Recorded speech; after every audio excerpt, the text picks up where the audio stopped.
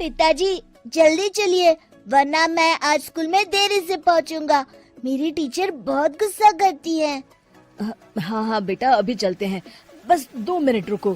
तभी रमेश की पत्नी कमरे से बाहर आती है और रमेश से कहती है, सुनिए जी, आज शाम को आप ऑफिस से जरा जल्दी घर आ जाइएगा। याद है ना, आज आपको मुझे शॉपिंग कराने के लिए लेकर जाना है। अरे भाग्यवान, इस महीने हाथ जरा तंग है। मेरी मानो तो शॉपिंग का विचार कुछ दिनों के लिए अपने दिमाग से निकाल ही दो। मैं तुम्हें अगले महीने पक्का शॉपिंग कराने ले जाऊंगा। अभी मुझे चलना चाहिए, वरना राजू को स्कूल पहुंचने में देर हो जाएगी। देखिए जी, अब आपके ये बहाने पुराने हो चुके हैं। मैं कुछ नहीं जानती। आज शाम को मुझे शॉपिंग करने जाना है, मतलब जाना है। आगे आपकी मर्जी। अच्छा ठीक है भाग्यवान, अब तुम पूरा घर सर पर मत उठाओ, मैं कुछ करता हूँ। इतना कहकर रमेश अपने बेटे राजू को लेकर वहाँ से चला जाता है। घर से निकलने के लिए रमेश जैसे ही अपनी मोटरसाइकिल शुरू करता है, तभी उसकी माँ उसे आवाज देकर कहती है, अरे रमेश, आज शाम को मुझे कुछ पैसे दे देना। याद है ना, मैंने तुझसे कहा था कि मुझे मंदिर में चढ़ावा चढ़ाना है। अरे माँ, मेरी तनख्वाह आने में अभी 10 दिन बचे हैं। अभी मेरे पास बिल्कुल पैसे नहीं है। हाँ, मेरी तनख्वाह मिलते ही मैं तुम्हें पैसे दे दूंगा। रमेश की माँ चिढ़कर कहती है, अरे तेरा दिमाग तो खराब नहीं हो गया? मैंने तेरे भरोसे मंदिर के पुजारी जी से वादा कर दिया है और तू कह रहा है कि पैसे नहीं है। अब मैं पुजारी जी को क्या जवाब दूंगी? तुझे तो मेरी इज्जत की भी कुछ परवाह नहीं है। अच्छा ठीक है माँ, अब तुम गुस्सा मत करो, मैं शाम तक कुछ इंतजाम करता हूँ। इतना कहकर रमेश वहाँ से चला जाता है। फिर दोपहर को जब रमेश अपने दफ्तर में बैठा होता है, तब उसे अपनी पत्नी और माँ की बातें याद आती हैं। रमेश अपने दफ्तर के एक साथी मोहन से कुछ रुपए उधार मांगता है। अरे भाई मोहन, मेरा एक छोटा सा काम कर दो, मुझे कुछ रुपयों की सख्त जरूरत है। मुझे कुछ दिनों के लिए क्या तुम रुपए उधार दे सकते हो? अरे रमेश भाई, मैं तुम्हें पैसे उधार तो दे सकता हूँ, लेकिन मुझे वक्त पर पैसे लौटा देना। वैसे भी मेरा मानना है कि दोस्ती यारी में कभी पैसों का व्यवहार नहीं करना चाहिए। ये कहावत तो तुमने सुनी ही होगी कि उधार प्रेम की कैंची है। मैं नहीं चाहता कि पैसों को लेकर हमारा रिश्ता खराब हो।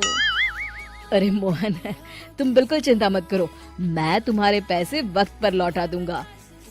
फिर मोहन रमेश को पैसे दे देता है।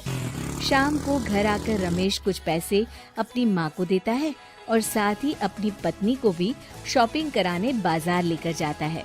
रमेश की पत्नी और उसकी माँ का स्वभाव जरूरत से ज्यादा खर्चीला होने के कारण दोनों हमेशा बेवजह पैसे खर्च करती हैं। फिर एक दिन, सुनिए जी, अगले हफ्ते हमने छुट्टियों में कहीं बाहर जाने का प्लान बनाया था। आपने पैसों का इंतजाम कर लिया ना? अरे अभी कहाँ, अभी तो मेरे पास बिल्कुल पैसे नहीं है। हम कभी और चले जाएंगे। देखिए जी, मैंने सभी सहेलियों से कह दिया है कि मैं बाहर घूमने जा रही हूँ। अगर मैं नहीं गई तो सब मुझ पर हंसेंगी। आप कहीं से भी पैसों का इंतजाम कीजिए जी। इतना कहकर रमेश की पत्नी वहाँ से चली जाती है। वहीं दूसरी तरफ रमेश की माँ भी तीर्थ यात्रा जाने की जिद करती है और रमेश से पैसे मांगती है।